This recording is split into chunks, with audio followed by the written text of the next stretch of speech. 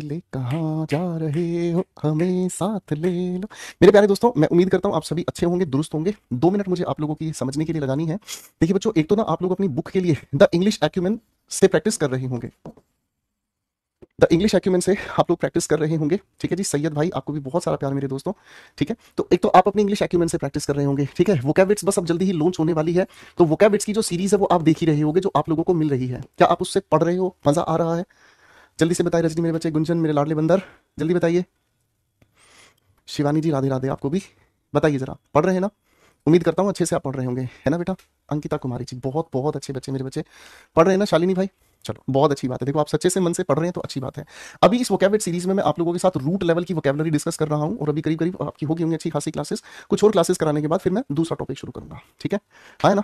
Okay, लेकिन शुरू कर देना, ठीक है, वरना वोकैबुलरीज पढ़ने में मजा नहीं आएगा। हाँ, जिन्हें शॉर्ट टर्म में, जिन्हें शॉर्ट टाइम में अपनी वोकैबुलरी खत्म करनी है, उनके लिए मैंने 2 क्लासेस अलग से दे रखी हैं। एक वोकैब सिलेक्शन बैच, एक वोकैब्स जो पुरानी वाली हमारी बुक थी उसकी सीरीज आपको दे रखी है। तो उस कंटेंट से भी आप शॉर्ट टर्म में अपना खत्म कर सकते हैं। ठीक है मेरे भाई?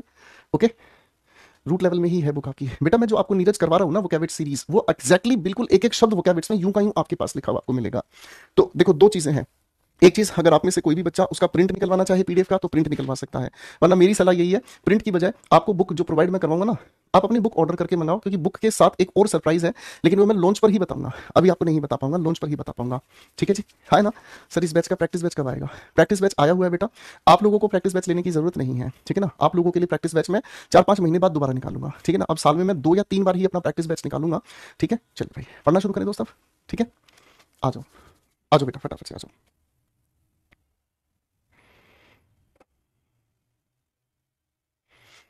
सभी दोस्तों को नमस्कार, सभी बच्चों को नमस्कार। सारे बच्चे एक बार फटाफट से आ जाएं, चलिए चलिए चलिए। हाँ अंकिता जी, आप समझ गए हैं, बहुत बढ़िया बहुत बढ़िया।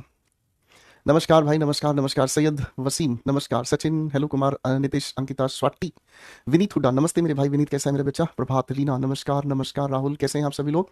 मस्त दुरुस्त बढ़िया। चलिए, आज हम आप सभी के साथ मिलकर इस प्यार भरी कहानी को थोड़ा सा आगे पढ़ने की कोशिश करते हैं। डिग्रीज ऑफ कंपैरिजन से एक अगला कॉन्सेप्ट आप लोगों को आज मुझे समझना है, और ये कॉन्सेप्ट है जिसे हम लोग कहते हैं क्या चीज?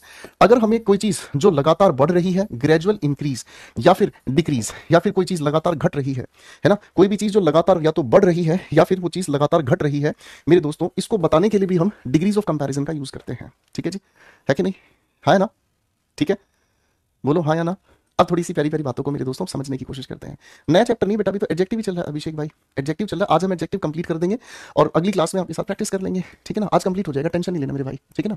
जब कोई चीज आपके सामने किसी भी वाक्य में या तो लगातार क्या हो, या तो लगातार बढ़े, क्या कहा मैंने, या फिर लगातार घटे।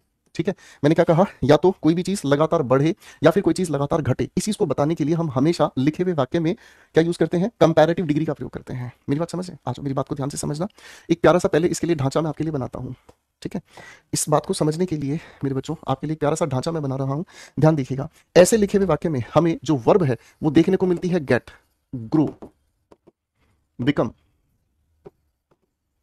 Increase, decrease. इन वर्ब्स को थोड़ा सा बोलने की कोशिश कीजिएगा। ठीक है ना? ऐसी लिखी हुई वर्ब्स के साथ जब भी हमें कोई भी चीज लगातार बढ़ती हुई या लगातार घटती हुई दिखाई देती है, तो ऐसे लिखे हुए वाक्य के अंदर हम हमेशा कंपैरेटिव डिग्री लगाते हैं, और अगर एंड से लिखी हुई मिल जाए तो भी हम इसके साथ कंपैरेटिव डिग्री का ही प्रयोग करते हैं।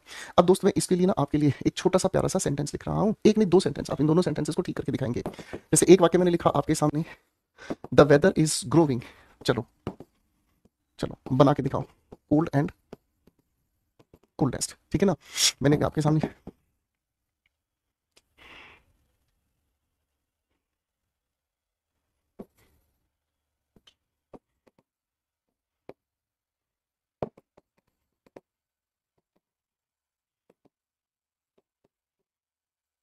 चलिए भाई, एक भाई पूछ रहा हम तो 11th क्लास में, हमारे लिए ये बैच किस काम का है? किसी काम का नहीं है बेटा, बाकी बच्चों को पढ़ने दो। ठीक है, और ये टाइम पास करने की आदत छोड़ दो बेटा, कोई फायदा नहीं होता बेटा इन चीज़ों से।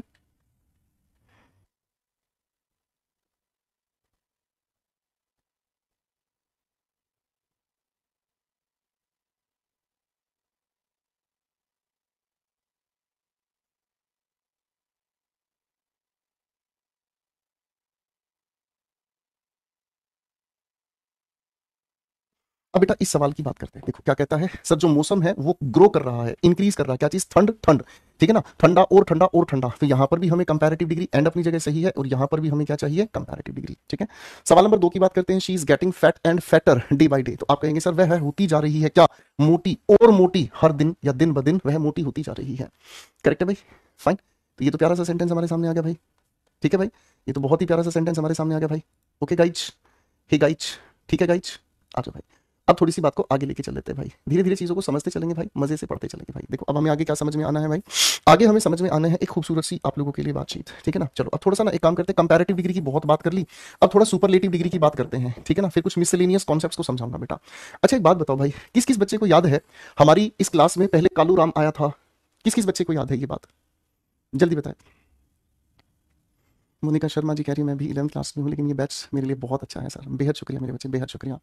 10th के बेसिस पर आप CHSL कॉन्टेस्ट कर सकते हैं, आप NDA सीडीएस जैसे एग्जाम्स में भी जा सकते हैं। तो बाबू इस चीज़ के लिए तो आप, जो बच्चा सीरियस है सिलेक्शन के लिए वो मेहनत कर रहा है, और जो बच्चा सीरियस नहीं है वो टाइम पास कर रहा है, उसके लिए फिर हम कुछ नहीं कहेंगे। चलो भाई, अब मेरा सवाल है ये एक प्यारा सा, ठीक है, मेरा एक ये सवाल है आप लोगों के लिए प्यारा सा। सोच के मुझे एक बात बताइए बेटा, आप लोगों की क्लास के अंदर पहले कालू राम आया, याद है ना?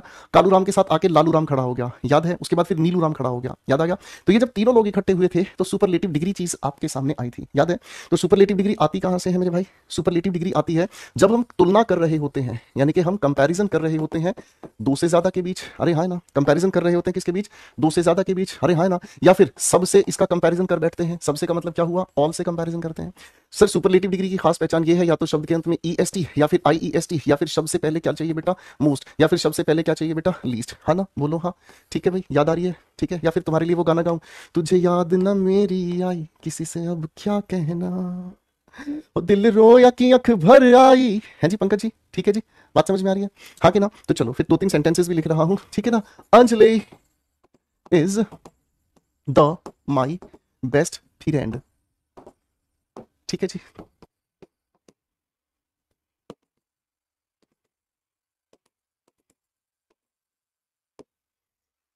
पता हो गई मुझसे,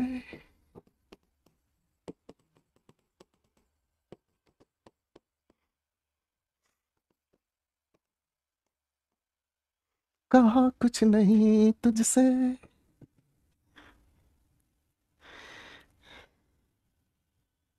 चलिए भाई,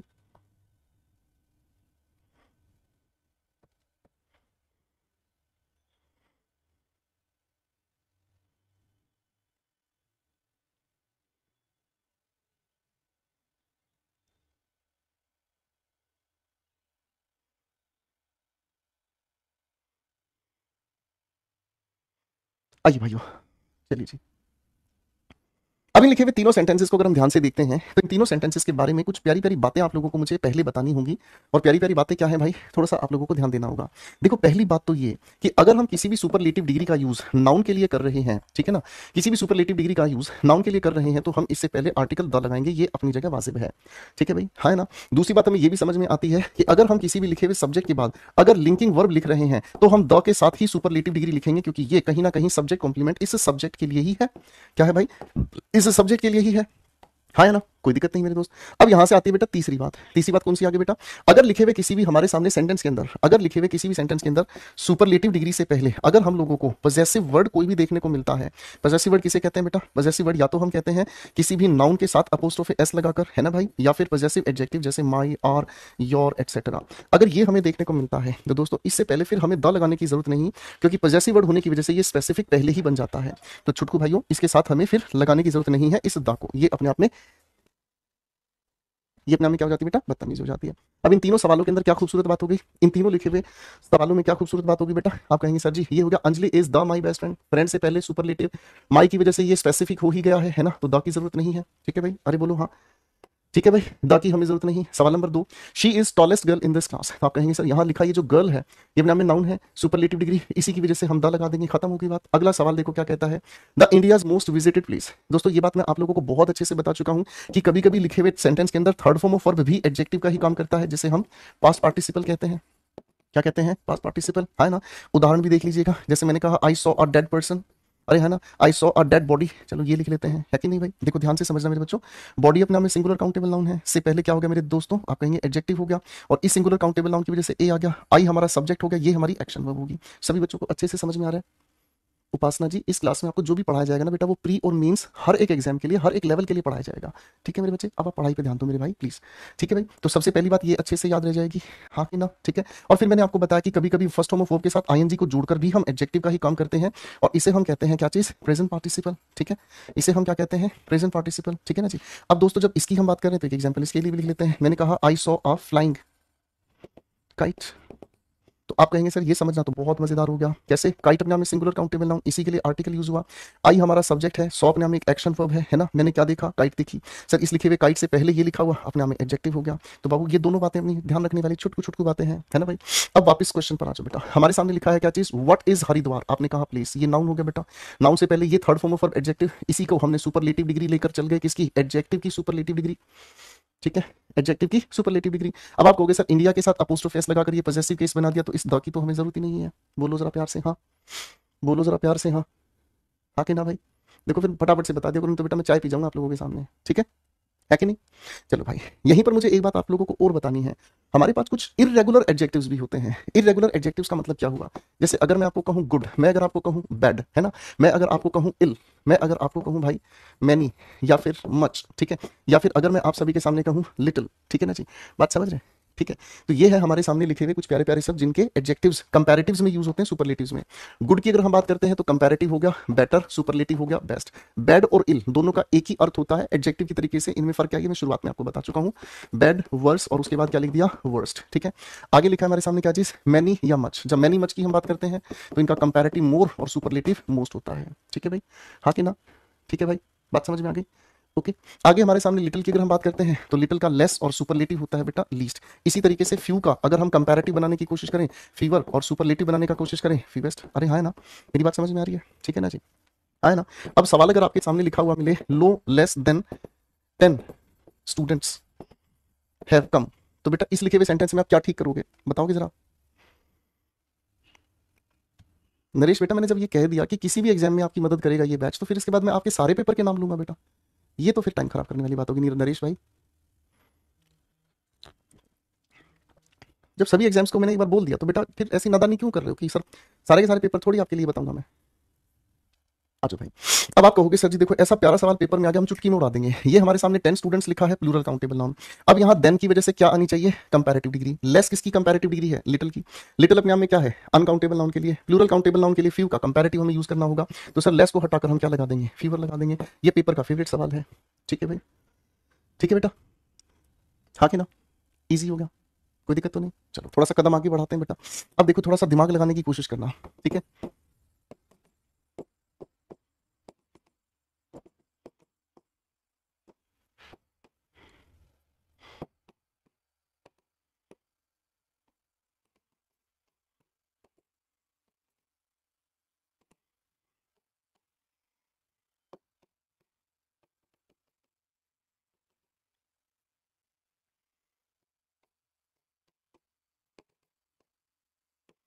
तीन सवाल लिखे हैं मेरे दोस्तों, तीनों को ध्यान से पढ़कर देखेंगे।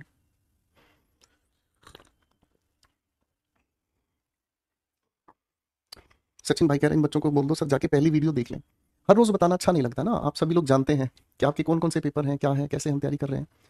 ये सारे पहले दिन की क्लास में आपको बताया हुआ है, किसी को अगर कोई परेशानी है, डाउट है, परेशानी, तो वो पहले दिन की क्लास में जाकर आराम से देखे, आपके लिए सब कुछ किया हुआ है बेटा उसमें। अब आओ बेटा, सबसे पहले हमारे सामने लिखा है आई वोर द रेडेस्ट कुर्ता, ठीक है ना जी। दोस्तों अगर मैं आपके सामने कहूं रेड, रेड का मतलब क्या होता है, लाल, ठीक है ना जी। ये है भाई मेरा कुर्ता, ठीक है जी, ये है भाई मेरा कुर्ता, ओके। अब दोस्तों अगर मैं इसकी बात करूं, ध्यान से थोड़ा सा मुझे सोचने की कोशिश करके बताएंगे, अगर मैं इसको कहूं ये भाई लाल कुर्ता है, ठीक है, आप कहेंगे सर जी बिल्कुल ठीक है, बात समझ में आ गई, है ना। अब अगर मैं आप लोगों को ये कहूं कि इस रेड को सुपरलेटिव डिग्री में अगर मैं लेकर जाऊं, है, अगर मैं रेडेस्ट आप लोगों के सामने लिखूं, तो इस लाल की सेहत पे क्या फर्क पड़ा है, लाल की सेहत पे कोई फर्क पड़ा, क्या आप कहेंगे सर लालम लाल कर दें इसको हम, है, क्या इस पे कोई सेहत पे कोई फर्क पड़ा, बताना मेरे भाई। आप कहोगे सर रेड कहने से लाल ही होता है, रेडेस्ट यानी कि सुपरलेटिव बनाने से इसकी सेहत पे कोई फर्क नहीं पड़ा। अगर इसकी सेहत पे कोई फर्क नहीं पड़ा तो हमें ये बात अच्छे से समझ में आई कि सर ये तो कहना ही अपने आप में गलत है, यही बात समझ रहे। कहना ही क्या, ये मैं एक अनजान से जो मिली, है कि नहीं भाई। दूसरे वाक्य को ध्यान से देखना, she has the roundest face in her family. अगर मेरे बच्चे राउंडेस्ट को समझने की मैं कोशिश करता हूं तो ये मेरे सामने हो गया राउंड। राउंड का मतलब क्या हो गया, गोल हो गया। अरे हाँ ना सर, ये राउंड का मतलब गोल हो गया, ठीक है। अरे हाँ ना, अगर मैं आपके सामने कहूं कि भाई राउंडेस्ट का मतलब क्या होता है, आप कहोगे सर इस गोल की सेहत पे कोई फर्क पड़ा। हम्म, बताओ। अगर मैं मेरे बच्चे यहां पर आपको कहता हूं इसी की सुपरलेटिव डिग्री बना के दिखाओ, तो क्या इसकी सेहत पे कोई फर्क पड़ेगा। आप कहोगे सर ये तो नॉनसेंस हो गया, है ना, क्या मतलब गोलम गोल कर दूं। आप कहोगे नहीं सर, इसकी सेहत पे तो कोई फर्क नहीं पड़ा, इसकी आकार पर, शेप पे तो कोई फर्क नहीं पड़ा, यानी कि ये कहना अपने आप में गलत है। तो अब आप यहां पर इस बात को बहुत अजीज तरीके से समझ गए कि सर यहां मैंने पहना कुर्ता, कुर्ता क्या है, singular countable noun. Singular countable noun की वजह से ए रेडेस्ट की सुपरलेटिव डिग्री बनाने की आवश्यकता नहीं है, ठीक है भाई। सवाल नंबर 2 पर आ जाओ, she has the roundest face in my family. इस लिखे हुए वाक्य में फेस अनकाउंटेबल नाउन है कि नहीं। यहां इससे पहले इसकी जरूरत हमें नहीं है, सिर्फ राउंड हम कहने की कोशिश करेंगे और अनकाउंटेबल होने की वजह से इसकी भी हमें जरूरत नहीं है, ठीक है जी, गॉट इट, ठीक है मेरे भाई, है ना। अगले सवाल पर आ जाओ भाई। यहां हमारे सामने क्या लिखा है, आप यहां ए लगाना चाहो तो लगा भी सकते हो, ना लगाना चाहो तो मर्जी है। The most perfect man, sir जो अपने आप में परफेक्ट हो ही गया है, इस लिखे हुए नाउन को लेकर जब परफेक्ट आपने उसको बना ही दिया है। परफेक्ट का मतलब होता है जो संपूर्ण है, परफेक्ट का मतलब होता है जो संपूर्ण है, जो अपने आप में जिसका कोई कंपैरिजन ही नहीं है। तो आप यही कहोगे सर जब इसका कोई कंपैरिजन ही नहीं तो इसको मोस्ट को कह दिया, अरे हाँ ना, और सिंगुलर काउंटेबल नाउन होने की वजह से यहां ए लगाओ। बात क्या समझ में आई, अरे दोस्त बात क्या समझ में आई। आपको बात ये समझ में आई कि सर यहाँ तो एडजेक्टिव का एक दूसरा परिवार चल रहा है जिसका सुपरलेटिव हम बना नहीं सकते। यही तो खूबसूरती है एडजेक्टिव के इस परिवार की। अब इस एडजेक्टिव के परिवार को समझने के लिए एडजेक्टिव को हम दो हिस्सों में बांटेंगे। एडजेक्टिव परिवार को अब हम आपके सामने दो हिस्सों में बांटेंगे भाई। दो हिस्से कौन से हैं दोस्तों, दो हिस्से कौन कौन से हैं, ध्यान से समझने का काम कीजिएगा, ठीक है जी। एक हिस्सा है हमारे सामने जिसकी हम डिग्री का कंपैरिजन कर सकते हैं, जिसका क्या कर सकते हैं हम, कंपैरिजन कर सकते हैं। ऐसी जो हमारे सामने लिखी हुई है उन्हें हम कहते हैं adjectives of quality, adjective of quality, adjective of quality, ठीक है। क्वालिटी का मतलब क्या होता है बेटा, गुण, ठीक है ना। एडजेक्टिव ऑफ क्वालिफिकेशन, किसी चीज के गुण के बारे में, ठीक है ना, किसी के भी बारे में, गुण के बारे में। ऐसे एडजेक्टिव्स को जिनको गुण के आधार पर कहा जाता है, ऐसे एडजेक्टिव्स को हम ग्रेडेबल एडजेक्टिव के नाम से जानते हैं। ग्रेडेबल का क्या मतलब समझ में आया, ग्रेडेबल का मतलब ये समझ में आया कि हम इनको पॉजिटिव डिग्री में, हम इनको कंपैरेटिव डिग्री में, हम इनको सुपरलेटिव डिग्री में आगे की ओर बढ़ा सकते हैं। मैंने आपके सामने लिखा टॉल, मैंने फिर लिखा टॉलर, फिर मैंने आपके सामने लिखा टॉलेस्ट। ये क्या है, ग्रेडेबल एडजेक्टिव्स हैं जिसको हम पॉजिटिव से कंपैरेटिव, कंपैरेटिव से सुपरलेटिव डिग्री पर लेकर जा सकते हैं, ठीक है। ग्रेडेबल एडजेक्टिव कहलाते हैं। इसी परिवार के दूसरे सदस्य जिनकी चर्चा अभी हम करके आए हैं उन्हें हम लोग कहते हैं क्लासिफाइंग एडजेक्टिव्स।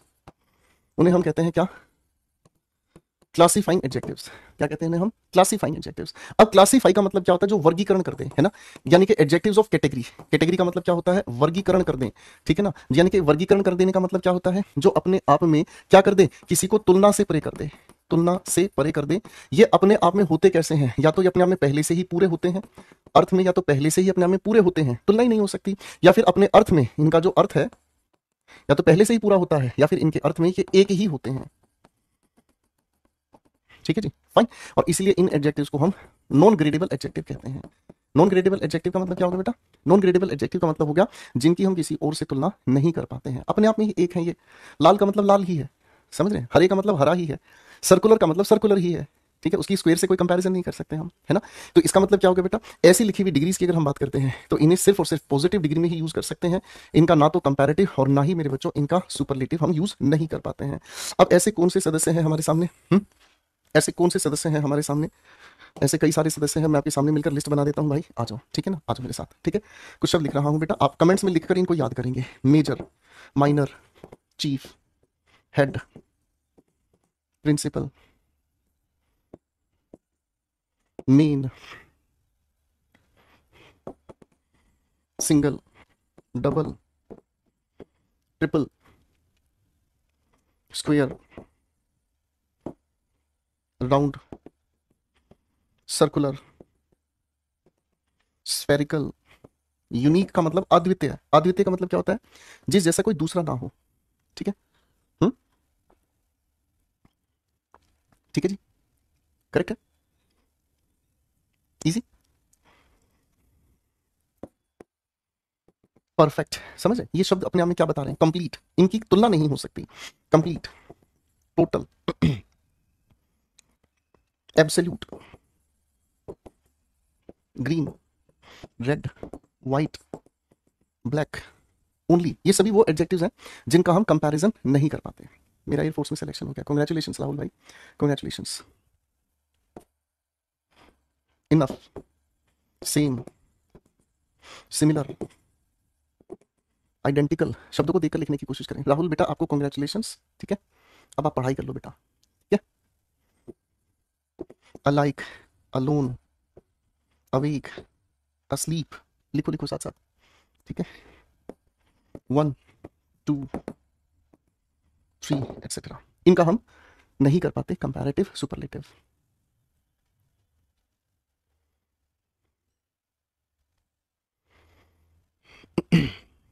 ठीक है भाई। अब जैसे इन्हीं से संबंधित एक दो वाक्य और लिख देता हूं आप लोगों के लिए, ठीक है ना। संजना इज द चीफेस्ट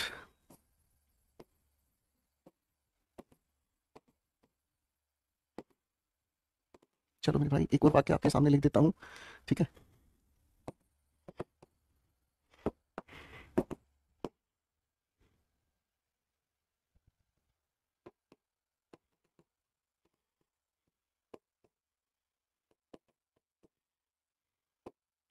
दोनों सेंटेंसेस में आपकी तरफ से कोई करेक्शन की आवश्यकता है तो बता दीजिए।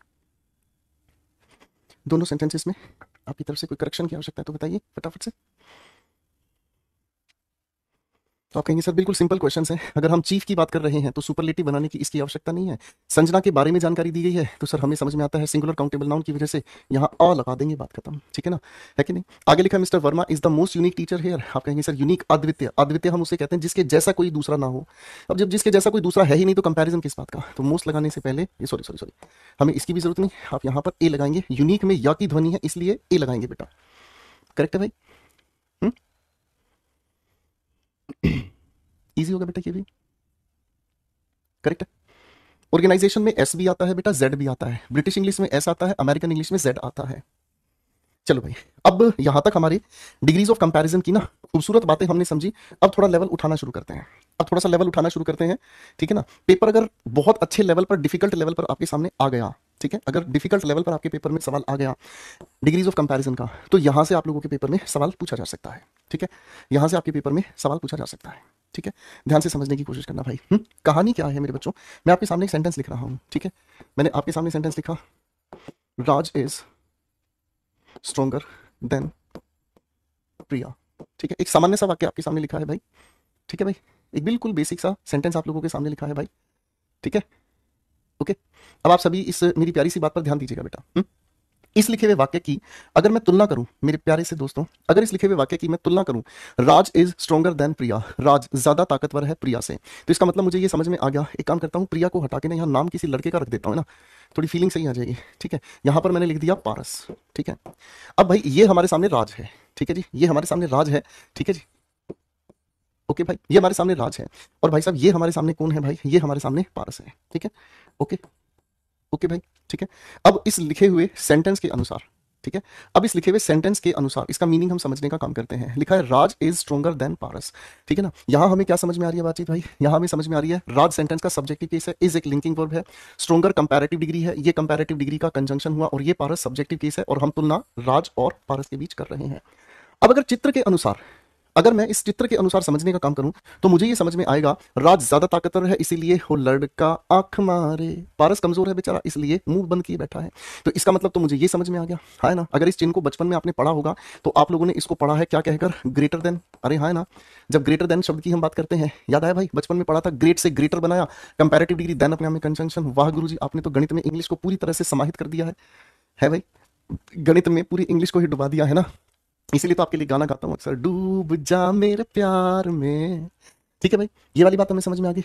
अब मेरे दोस्तों एक बात सोचने की कोशिश करो, ये तो इस सेंटेंस का चित्रित व्याख्या है। अब गुरुजी अगर ऐसा हो जाए कि जितना ताकतवर हमारे सामने राज, जितना ताकतवर हमारे सामने राज, ठीक है, अगर उतना ही ताकतवर हमारे सामने पारस भी हो जाए तो आप इस वाक्य को कैसे बताएंगे।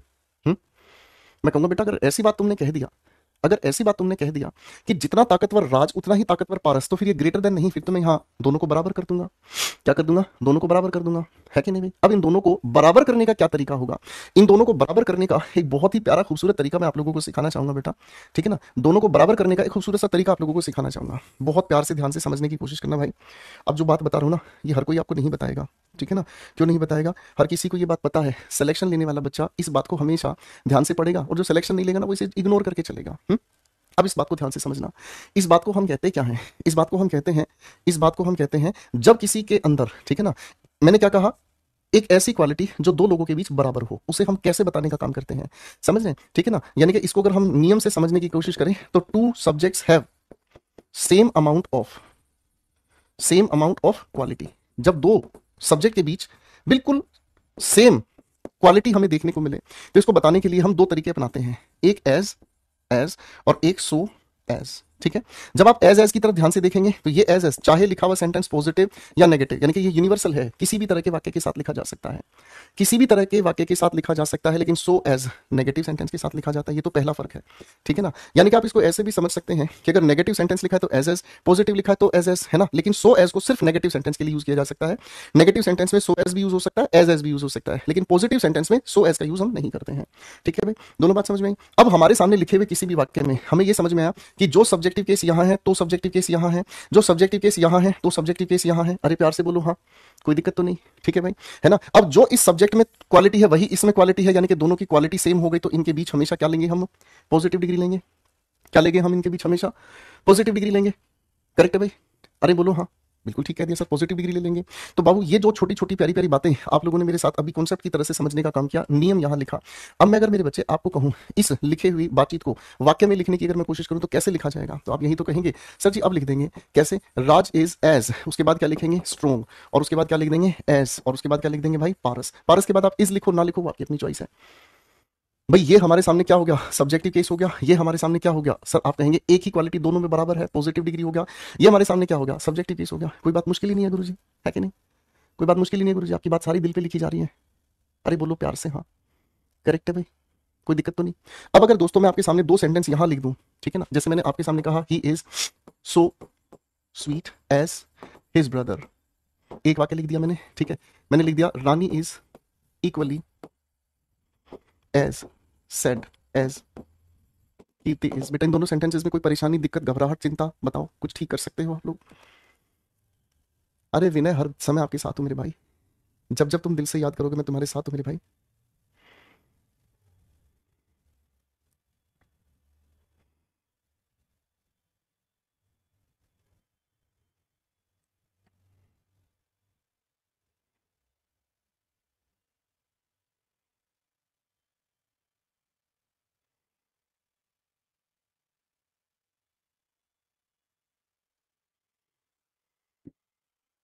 रोशन बेटा पढ़ लो बेटा प्लीज।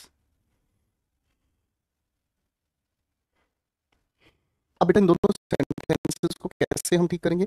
सेंटेंस में कहा है वह जितना स्वीट है उतना ही उसका भाई, यानी कि दोनों के दोनों बराबर हैं, है ना भाई? अब हमें ये पता है सेंटेंस लिखा ही पॉजिटिव है, तो इस सो को हटाकर हम एज लिखेंगे, ये पॉजिटिव डिग्री, इसके साथ एज, और बाकी का वाक्य सही होगा।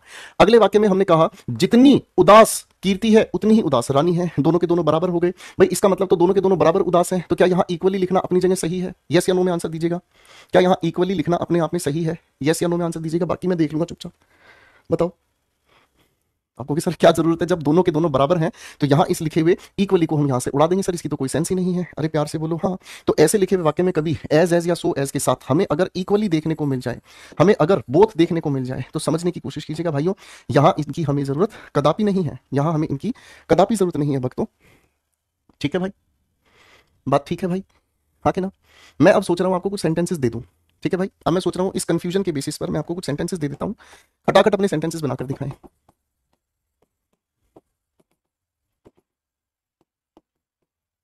थोड़ा फटाफट से इन सेंटेंसेस को ठीक करने की कोशिश करेंगे फटाफट से।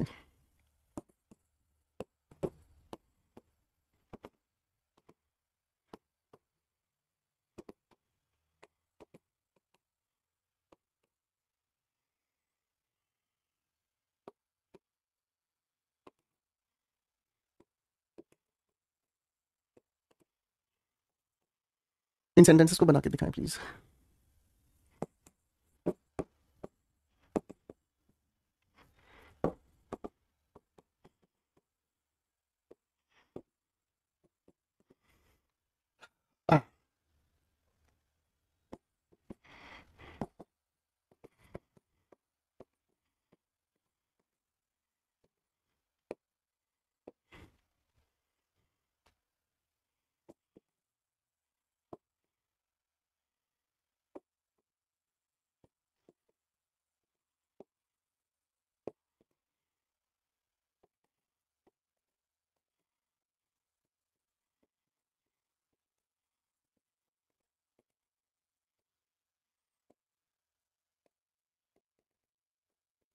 बहुत प्यारे सवाल दिए हैं, पहले पढ़ के देखो, बना के देखो, फिर हम तुम्हारे लिए सवाल का जवाब देगा बाबू।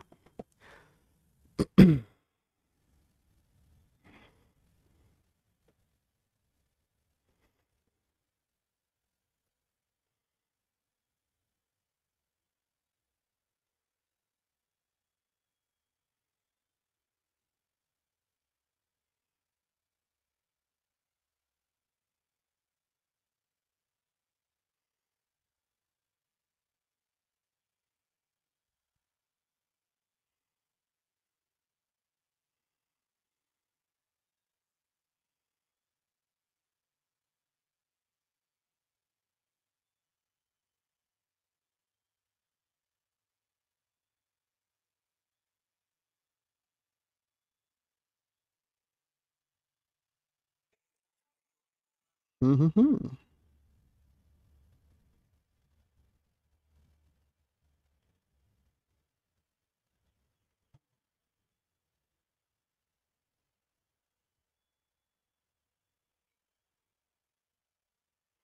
करें शुरू बेटा डिस्कशन।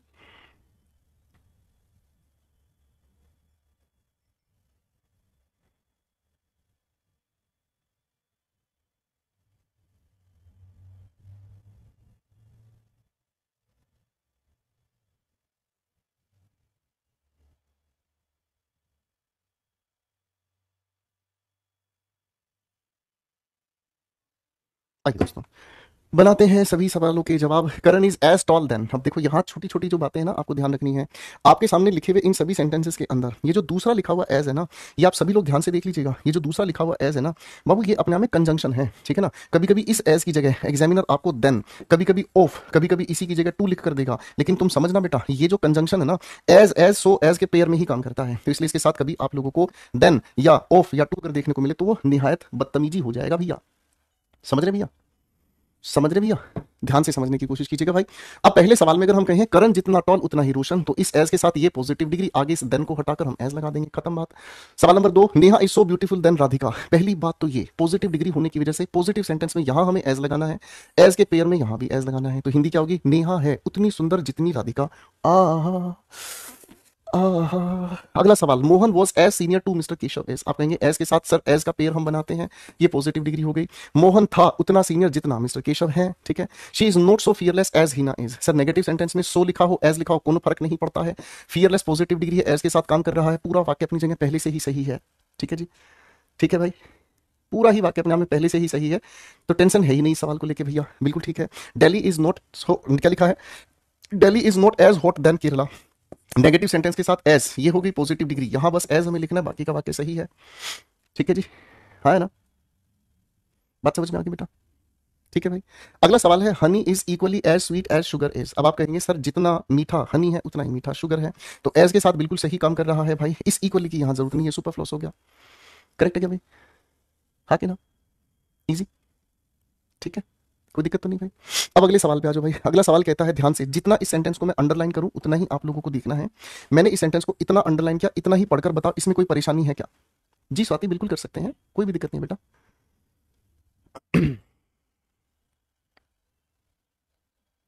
कार्तिकेय भाई, आप कतई पढ़ाई पे ध्यान नहीं देते हो, बस आप यही कहते रहते हो प्रयागराज से प्रणाम सर जी, कभी पढ़ाई पे ध्यान नहीं देते हो बेटा। पता है, जब टीचर सीरियस होकर कोई बहुत प्यारी चीज समझा रहा होता है ना, तो आपकी नमस्ते की जरूरत नहीं है टीचर को। टीचर को एक जरूरत है कि आप ध्यान से बस पढ़ाई पे ध्यान दो। लेकिन आप हमेशा यही कहते रहते हो, कमेंट पे कमेंट, प्रयागराज से प्रणाम सर जी। बताओ इससे क्या मिल गया बेटा?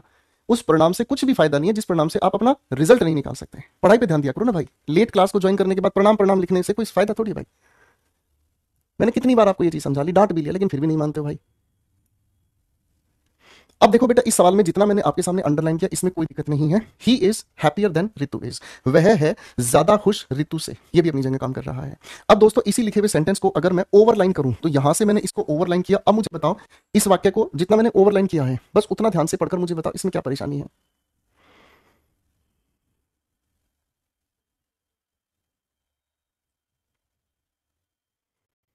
को जब ओवरलाइन पढ़ रहे हैं, he is not as happy, Ritu is, आप कहोगे सर जी यहाँ इस एज की बात समझ में आ गई, इस एज के साथ ये पॉजिटिव डिग्री समझ में आ गई, अब इस एज के साथ मुझे इसका पेयर बनाने वाला एज लिखा नहीं दिखाई दिया, तो ये हमें ठीक करना पड़ गया, है कि नहीं।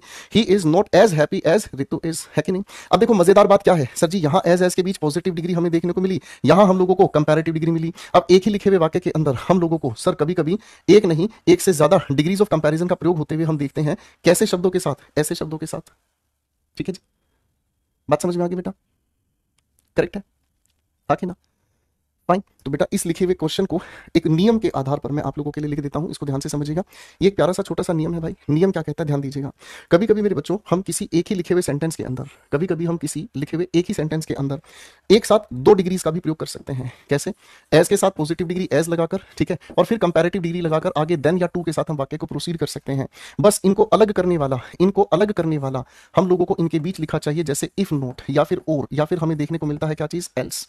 ऐसे शब्द हमें देखने को मिलते हैं जो हमारे सामने क्या है, बताओ बताओ, ऐसे शब्द हमें देखने को मिलते हैं जो हम इनको अलग करने के लिए प्रयोग करते हैं। ठीक है भाई, हाँ कि ना, ठीक है भाई, ये बात समझ में आ गई। तो एक बहुत ही प्यारा सा कॉन्सेप्ट आप लोगों ने आज मेरे साथ मिलकर सीखा भाई, ठीक है भाई, ये बहुत ही प्यारा सा कॉन्सेप्ट आप लोगों ने मेरे साथ मिलकर सीखा भाई, ठीक है बेटा। अब थोड़ी सी कंफ्यूजन को गहराई पर लेकर जाएं। बेटा प्रमोद आपके पास एक्यूमेन है, उसकी वो कैब को पढ़ो तो सही, पढ़ने की काम नहीं कर रहे और कह रहे हो सर उससे वो कैब हो जाएगा क्या, लिख के दूं, गारंटी बना के दूं बेटा, तब पढ़ोगे। आपको जो कंटेंट दिया है बेटा उसको पढ़ना शुरू करो, उसकी इज्जत करो। हर रोज एक ही चीज का आंसर देते देते तो भैया मुझे एक दिन लगता है मैं क्या बन जाऊंगा। चलिए बेटा ठीक है, अब हम थोड़ा सा समझने की कोशिश करते हैं, क्या बड़े प्यार से समझते हैं बेटा। ये जो लिखा है ना हमारे सामने, अब देखो कॉन्सेप्ट को समझने की कोशिश करना। मैं कुछ वाक्य लिख रहा हूं, पहले आप इनको पढ़ना, सिर्फ पढ़ना और कुछ नहीं करना, ठीक है।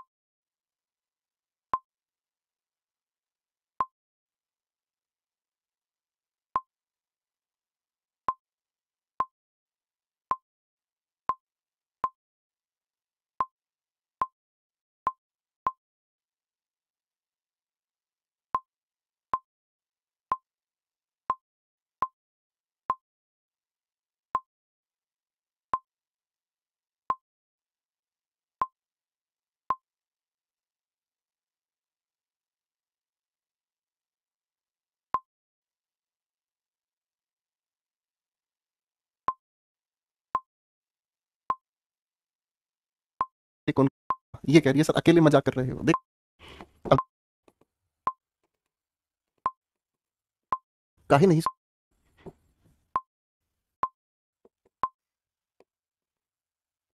सर मैं ऐसी क्वेश्चन है हमारे सामने, मजे से हम इनको सीखेंगे।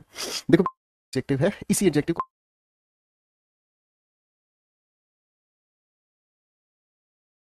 है, प्यार से समझना। मैंने कहा राज इज टॉल, राज अपने आप में सब्जेक्ट है, ये लिंकिंग वर्ब है, ये इसका प्रेडिकेटिव एडजेक्टिव है। इसी एडजेक्टिव को पॉजिटिव डिग्री कह देंगे, खत्म हो गया, वाक्य अपने आप में पूरी तरह से सटीक है भाई, वाक्य अपने आप में पूरी तरह से सटीक है भाई, कोई भी परेशानी नहीं है भाई, कोई दिक्कत नहीं।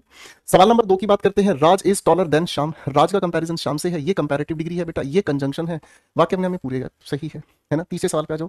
राज is as tall as Shyam, जितना टॉल राज है उतना ही टॉल श्याम है, एज के साथ एज का बिल्कुल सही पेयर काम कर रहा है, ये भी अपने आप में बिल्कुल सही है, ठीक है जी, ठीक है भाई, ठीक है। प्रखर अभी आपको बुक चेंज करने की जरूरत नहीं है, पहले उसी से पढ़ लो बेटा, ठीक है भाई, ओके, हाँ कि ना। अब अगले सवाल को हल करने से पहले, अगले सवाल को हल करने से पहले आप लोगों को एक छोटी सी बात को ध्यान से समझना होगा। क्या बात को ध्यान से समझना होगा? आप लोगों के साथ मिलकर मैं इस क्लास में एक गेम खेलने वाला हूं, ठीक है। मान लीजिए हमने कोई भी 5 students A B C D और ई, इन 5 स्टूडेंट्स को चुना है।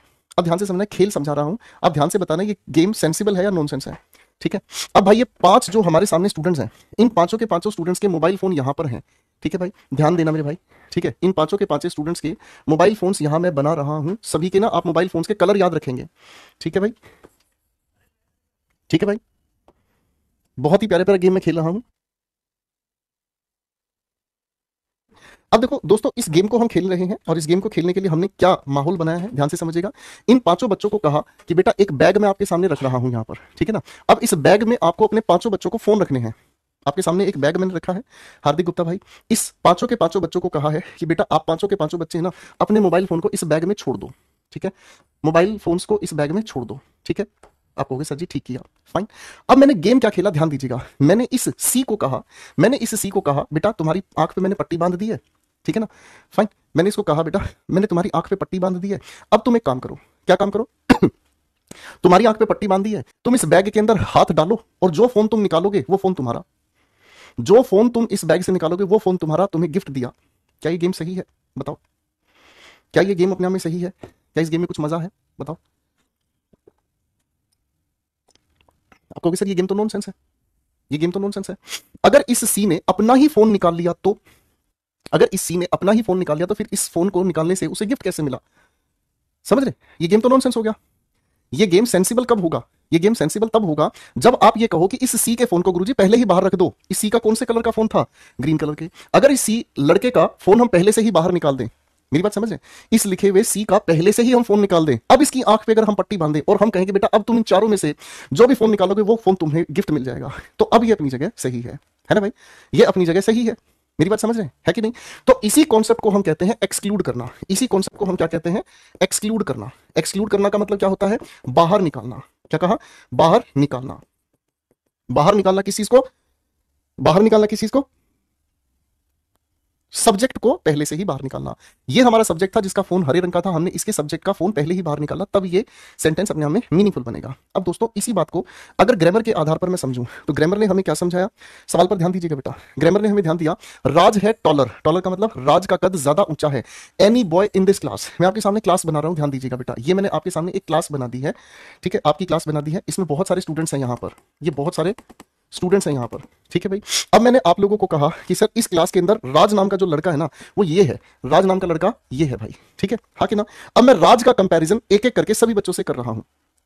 राज का कंपैरिजन मैं एक एक करके सभी से कर रहा हूं। समझ रहे हैं? क्या मेरी बात समझ रहे हैं? तो आप ये कहोगे सर इसका मतलब तो ये भी हो जाएगा कि राज का कंपैरिजन हम राज से भी कर बैठे। इसका मतलब तो गुरुजी ये समझ में आया कि हम राज का कंपैरिजन भी राज से कर बैठे। ये वाली बात केवल तभी प्रैक्टिकल है जब हम इस राज को बाहर निकालेंगे। जब हम इस राज को बाहर निकालेंगे, एक्सक्लूड करेंगे, तब हम एक एक करके सभी के सभी बच्चों से इसका कंपैरिजन करेंगे, तब ये बात अपने आप में प्रैक्टिकल है। बोलो हाँ, ठीक है ना? यानी कि अगर मैं कहता हूं राज है ज्यादा ऊंची हाइट का किसी भी लड़के से इस क्लास में, तो आप ये भी तो कहोगे कि सर राज खुद भी तो इस क्लास में शामिल है, तो राज को इस क्लास से बाहर निकालना होगा। एक्सक्लूड करने के लिए हमें इसके साथ क्या चीज जोड़नी होगी? अदर। अदर हम यहां लिखेंगे किस लिए? एक्सक्लूड करने के लिए। किसके लिए यूज करेंगे बेटा? एक्सक्लूड करने के लिए। क्या लिखा है मैंने? एक्सक्लूड करने के लिए। हम एक्सक्लूड करने की कोशिश करेंगे किसको? इस लिखे हुए राज को, यानी कि सिमिलर सब्जेक्ट को। सिमिलर सब्जेक्ट को एक्सक्लूड करने के लिए हम क्या यूज करेंगे? अदर। एक बार इस बात को फिर से समझने की कोशिश करना, एक बार इस बात को फिर से समझने की कोशिश करना। अब मैं इसके पीछे कॉन्सेप्ट लिखूंगा, ध्यान दीजिएगा। इसे हम कहते हैं कंपैरिजन बिटवीन सिमिलर सब्जेक्ट, ठीक है ना? कंपैरिजन हम कर रहे हैं किसमें? आप कहेंगे कंपैरिजन विद सिमिलर सब्जेक्ट। अगर हम सिमिलर सब्जेक्ट के साथ कंपैरिजन कर रहे हैं तो ऐसा लिखा हुआ वाक्य कैसे लिखा जाएगा दोस्त? देखना ध्यान से भाई। ऐसा लिखा हुआ वाक्य हमें कोई भी सेंटेंस का सब्जेक्ट हो गया, कंपैरेटिव डिग्री हो गई, देन हमने लगाया, इसका मतलब हिंदी में क्या निकल कर आता है? कोई अन्य। अब इस अन्य के लिए हम अदर लिख देंगे। अदर से क्या हो गया? हमने इस सब्जेक्ट को बाहर कर दिया, एक अलग जगह बैठा दिया ताकि हम इसकी तुलना कर सकें, ठीक है ना जी? और इसके साथ लिख दिया सिंगुलर काउंटेबल नाउन। क्या लिख दिया? सिंगुलर काउंटेबल नाउन, ठीक है? सब्जेक्ट को निकालकर बाहर करना ताकि हम कंपैरिजन कर सके।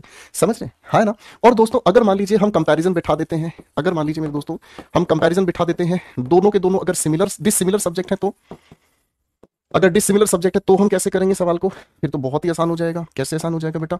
बहुत ही आसान हो जाएगा। किसी भी लिखे हुए सेंटेंस में सब्जेक्ट के बाद कंपैरेटिव डिग्री लगाकर हमने देन लगाया, कोई दिक्कत नहीं है। इसके बाद हम लोगों ने क्या लिखा? एनी। अब आप कहोगे सर जब इन दोनों की कैटेगरी अलग अलग है, जब बिल्कुल अलग अलग कैटेगरी है, तो हम एनी के साथ यहाँ अदर लिखेंगे। आप कहेंगे सर बिल्कुल भी लिखने की जरूरत नहीं है, पहले से ही अलग कैटेगरी है, तो फिर तो कोई दिक्कत नहीं, सीधी बात हम लिख देंगे, पहले से ये एक्सक्लूडेड है, ठीक है? अब मैं आपके सामने इसी बात को जस्टिफाई करने के लिए यहाँ पर दो वाक्य लिख रहा हूँ, बड़े ध्यान से समझिएगा, ठीक है? मेटल, तो ये 100% सिमिलर कैटेगरी हो गया। तो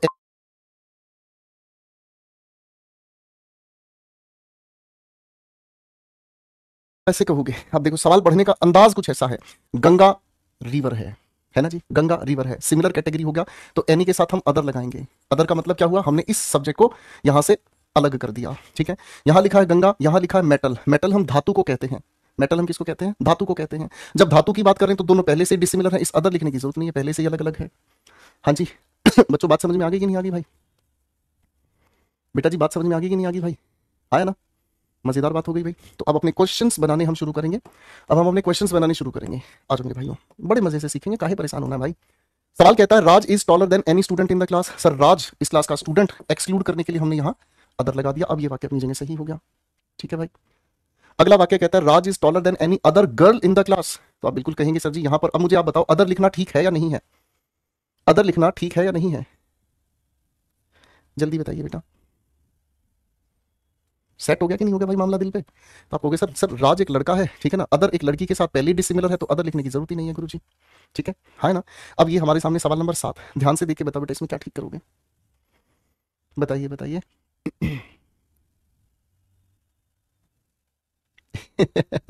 गौरव भाई कह रहा है एग्जामिनर को बोल देना हम आपके बच्चे हैं, कैसा भी लेवल दे दे। भाई साहब इतना कॉन्फिडेंस, देखो बाबू रिवीजन करनी पड़ेगी, आपके पैर छूने हैं।